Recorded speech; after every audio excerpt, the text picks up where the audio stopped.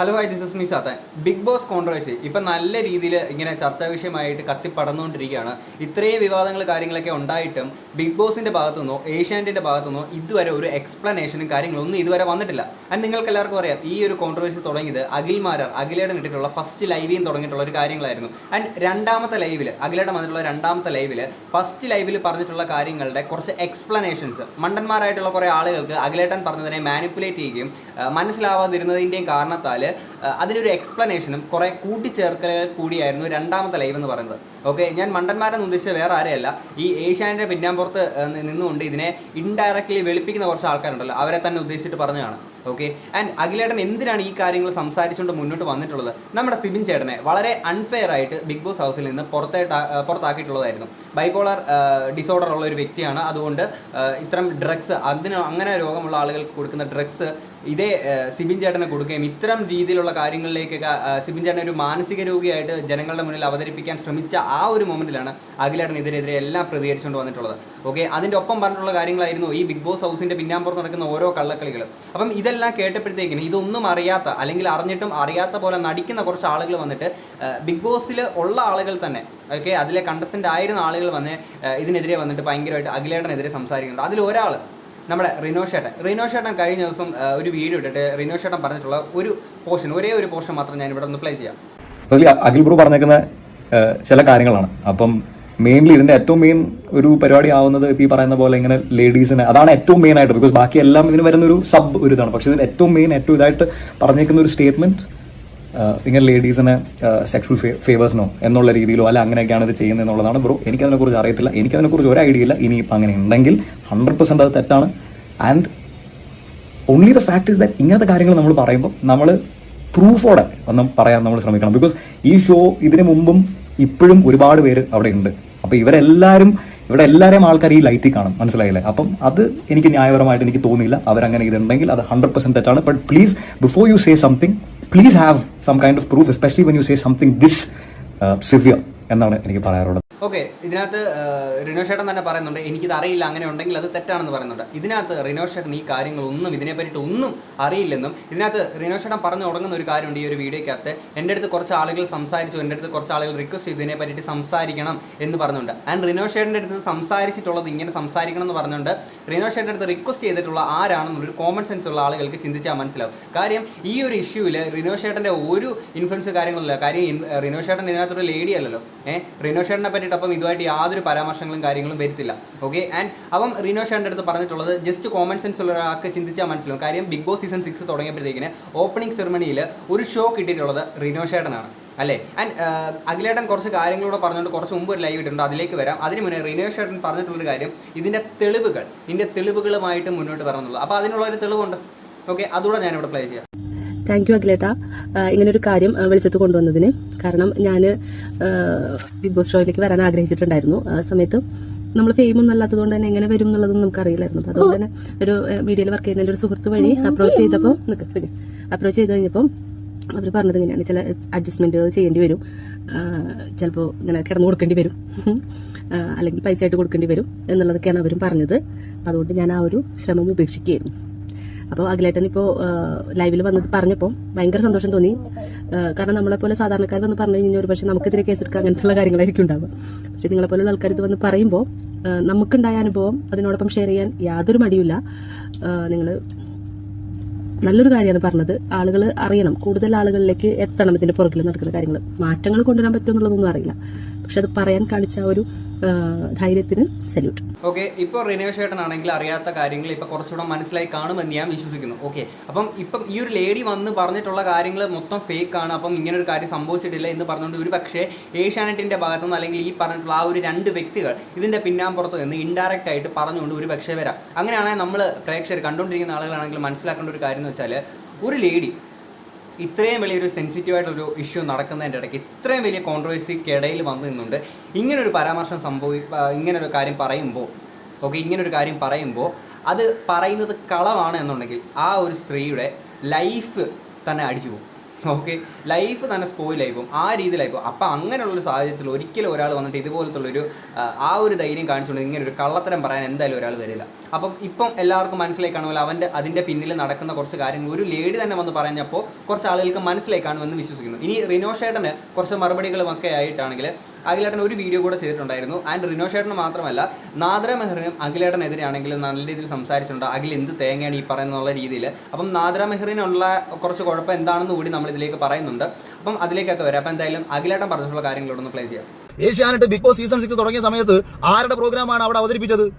അഖിൽമാരാരുടെ പരിപാടിയാണോ? കഴിഞ്ഞ സീസണിന്റെ വിന്നറായ എന്നെ അവിടെ അതിഥിയായിട്ട് വിളിക്കുകയാണോ, അതോ സീസണിന്റെ ഇടയ്ക്ക് വെച്ച് പറഞ്ഞു വിട്ടുന്ന റിനോഷിനെയും ജുനൈസിനെയും കൂടെ അവിടെ വിളിക്കുകയാണോ ചെയ്യേണ്ടത്?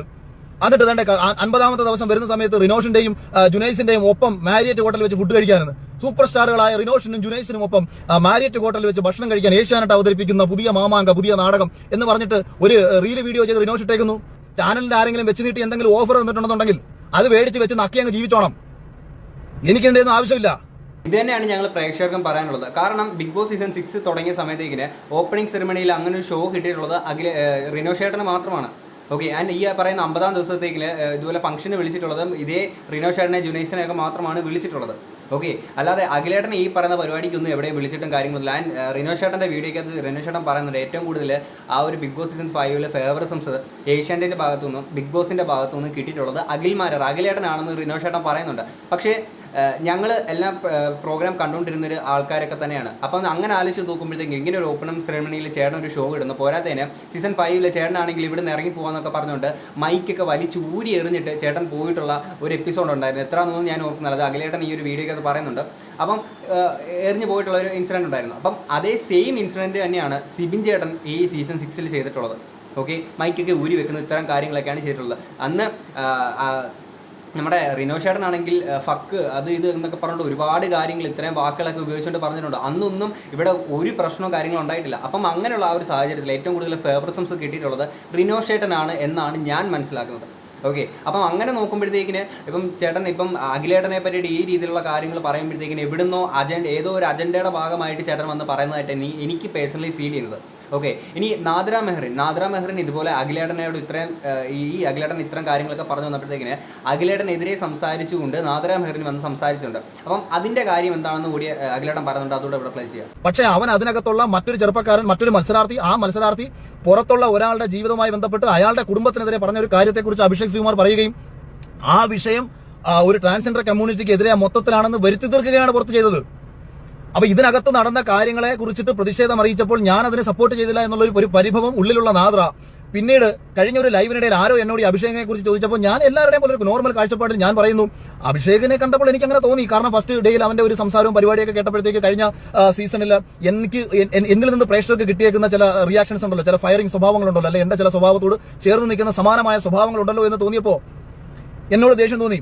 പക്ഷേ ഈ നാദ്രയൊക്കെ അതാണ് ഞാൻ പറയുന്നത്. അപ്പൊ ഉടനെ എനിക്കെതിരെ സംസാരിക്കാൻ തുടങ്ങുകയാണ്. ഇവിടെ അഖിലേട്ടൻ പറഞ്ഞിട്ടുള്ളത് അന്നത്തെ ദിവസം അഭിഷേക് ആയിട്ടുള്ള ആ ഒരു ഇഷ്യൂ കാര്യങ്ങളൊക്കെ ഉണ്ടല്ലോ. അപ്പോൾ അന്ന് നമ്മളും റിയാക്ട് ചെയ്ത് ഇതിനെ വീഡിയോ ഇട്ടിട്ടുള്ളതായിരുന്നു. കാര്യം അഭിഷേക് ശ്രീകുമാറിന്റെ ഭാഗത്ത് തന്നെയായിരുന്നു ന്യായം. കാര്യം അഭിഷേകേട്ടൻ ഒരിക്കലും ആ ഒരു കമ്മ്യൂണിറ്റിയെ ഇതായിട്ടുള്ള രീതിയിലല്ല പറഞ്ഞിട്ടുള്ളത്. അഭിഷേക് പുറത്ത് വെച്ച് ചെയ്തിട്ടുള്ള ഒരിക്കലും ഈ ഒരു കമ്മ്യൂണിറ്റിയിൽ നിന്നുകൊണ്ട് ചെയ്യാൻ പാടില്ലാത്ത കാര്യങ്ങളെയാണ് അഭിഷേക് ശ്രീകുമാർ എതിർത്തിട്ടുണ്ടായിരുന്നത്. അപ്പം എങ്ങനെയാണ് അഭിഷേക് ശ്രീകുമാറിനെ നെഗറ്റീവ് പറയുക? അപ്പം നാദ്ര പറയുന്നു അഭിഷേക് ശ്രീകുമാറിനെതിരെ സംസാരിക്കണമെന്ന് പറഞ്ഞുകൊണ്ട് അഖിലേട്ടൻ്റെ അടുത്ത് അപ്രോച്ച് ചെയ്യുമ്പോൾ എങ്ങനെയാണ് അഖിലേട്ടൻ അത് സംസാരിക്കുക? അപ്പം അഖിലേട്ടൻ അങ്ങനെ സംസാരിക്കാത്തതിൻ്റെ പേരിലാണ് ഇപ്പം നാദ്ര വന്നിട്ട് അപ്പം ഓൾറെഡി ആ ഒരു ചുരുക്ക് കാര്യങ്ങൾ മനസ്സിൽ കിടപ്പുണ്ടല്ലോ. അപ്പം ഇങ്ങനൊരു സാഹചര്യം വന്നപ്പം അതിനെതിരെ പറഞ്ഞു എന്നുള്ളതാണ്. ഓക്കെ. ആൻഡ് നമ്മുടെ അഖിലേട്ടനാണെങ്കിൽ അല്ലെങ്കിൽ ഈ പറഞ്ഞിട്ടുള്ള കാര്യങ്ങളെ പറ്റിയിട്ട് ഷാലു ചേട്ടനാണെങ്കിൽ വന്നിട്ട് ഇതുപോലെ സംസാരിക്കുന്നുണ്ട്. ആ രണ്ട് വ്യക്തികൾ ആരാണ് എന്ന് പറഞ്ഞുകൊണ്ട് സംസാരിക്കുന്നുണ്ട്. ഞാൻ അതുകൂടെ ഇവിടെ പ്ലേസ് ചെയ്യാം. ഇപ്പോൾ എല്ലാവരും പറയുന്നുണ്ട് ബിഗ് ബോസിനകത്ത് കയറിയ ഏഷ്യാനെറ്റിൻ്റെ 2 സ്റ്റാഫുകൾ അങ്ങനെ ചെയ്യുന്നു ഇങ്ങനെ ചെയ്യുന്നു. ഈ 2 സ്റ്റാഫുകൾ എന്ന് പറയുമ്പോൾ അവിടെ വർക്ക് ചെയ്യണ 10,500 സ്റ്റാഫ് വേറെയും കാണും. അപ്പോൾ അവരൊക്കെ എല്ലാവരും നമ്മുടെ സംശയത്തിൻ്റെ മുൾമുനത്ത് ഒരു എമ്മും പിയും പറയാൻ ഇത്രയും വലിയ പേടിയൊന്നും ആവശ്യമില്ല. ഇതിൻ്റെ ഈ രാജാക്കന്മാർക്ക് ഇതൊക്കെ പറയാൻ ഭയങ്കര പേടി. എന്തിനങ്ങനെ പേടിക്കണം? എല്ലാവർക്കും പേടിയില്ല എന്ന് പറയുന്നത് പേടി, എന്നിട്ട് അവരുടെ പേരും പറയില്ല. അപ്പോൾ ഇദ്ദേഹം പറഞ്ഞിട്ടുള്ളത് ഒരു എമ്മും ഒരു പിയും. അങ്ങനെയെങ്കിൽ ആരൊക്കെയാണ് ഈ ഒരു എമ്മും പിയും? ശാലുചേട്ടൻ പറയുന്നുണ്ട് ഈ രാജാക്കന്മാർക്കൊക്കെ ഈ പേര് പറയാൻ ഭയമാണെന്ന് പറയുന്നുണ്ട്. അങ്ങനെയെങ്കിൽ എന്തുകൊണ്ട് താങ്കൾക്ക് ഈ പേരുകൾ പറയാൻ പറ്റുന്നില്ല? അപ്പം ചേട്ടനും ഇതേ പേടി തന്നെയല്ലേ ഉള്ളത്? പിന്നെ അഖിലേട്ടൻ എന്തുകൊണ്ട് ഇത് പറയുന്നില്ല എന്നുള്ളത് അഖിലേട്ടൻ വളരെ കൃത്യമായിട്ട് ഹൈദരലി ചേട്ടൻ്റെ ഒപ്പമുള്ള ഇന്റർവ്യൂവിൽ ഒന്ന് പറയുന്നുണ്ട്. കാര്യം ഈ വിക്ടിമായിട്ടുള്ള ആളുകൾ എൻ്റെ അടുത്ത് പരാതിപ്പെട്ടാലല്ലേ എനിക്ക് ഇങ്ങനെ തന്നെ ആളുകളുടെ കാര്യങ്ങൾ പറയാൻ പറ്റുള്ളൂ. ഓക്കെ. ആൻഡ് ഇത്തരം ഇൻഫർമേഷൻസ് പല സ്ഥലത്ത് നിന്ന് കിട്ടി, അതിന് കൃത്യമായിട്ടുള്ള തെളിവുകളുണ്ട്. അതുകൊണ്ടാണ് ഞാൻ ഈ ഒരു വീഡിയോയിൽ ആ ലൈവിൽ ചെയ്തപ്പോൾ സിബിൻ്റെ കേസ് പറഞ്ഞപ്പോൾ അതിൻ്റെ ഒപ്പം ഇത് ചേർത്ത് പറഞ്ഞിട്ടുള്ളത് എന്നുള്ളത്. കാര്യം അതുകൊണ്ടല്ല ഈ ഇത്തരം ഉടായ്പകൾ കൂടി അവിടെ നടക്കുന്നുണ്ട് എന്നുള്ളത് നമ്മൾ അറിഞ്ഞത്. ഓക്കെ. ആൻഡ് പല ആളുകളും ഈ ഒരു കേസിൽ പറയുന്നുണ്ട് സ്ത്രീകൾ ആരൊക്കെയാണ് ഈ ഒരു സ്ത്രീകൾ എന്നുള്ളത് പറയണം, ഓക്കെ, ആ ഒരു ലേഡീസ് ആരൊക്കെയാണ് എന്നുള്ളത് പറയണം എന്ന് അഖിലേട്ടൻ്റെ അടുത്ത് പലരും ആവശ്യപ്പെടുന്നുണ്ട്. എടേ നിങ്ങൾക്കൊന്നും കോമൺ സെൻസ് ഇല്ലേ? ഞാൻ കഴിഞ്ഞ വീഡിയോക്കകത്തിൽ ഞാൻ പറഞ്ഞു, ഒരു റേപ്പ് കേസിൽ നമ്മളൊരു വിക്ടിമിൻ്റെ ഫോട്ടോസും വീഡിയോസും ഒക്കെയാണോ നമ്മൾ ഈ ഒരു ടി വിയിലൂടെ കാണിക്കുന്നത്? അറ്റ്ലീസ്റ്റ് അവരുടെ പേരെങ്കിലും ഈ ഒരു ന്യൂസ് കാണിക്കുമ്പോഴത്തേക്കിന് കാണിക്കാറുണ്ടോ?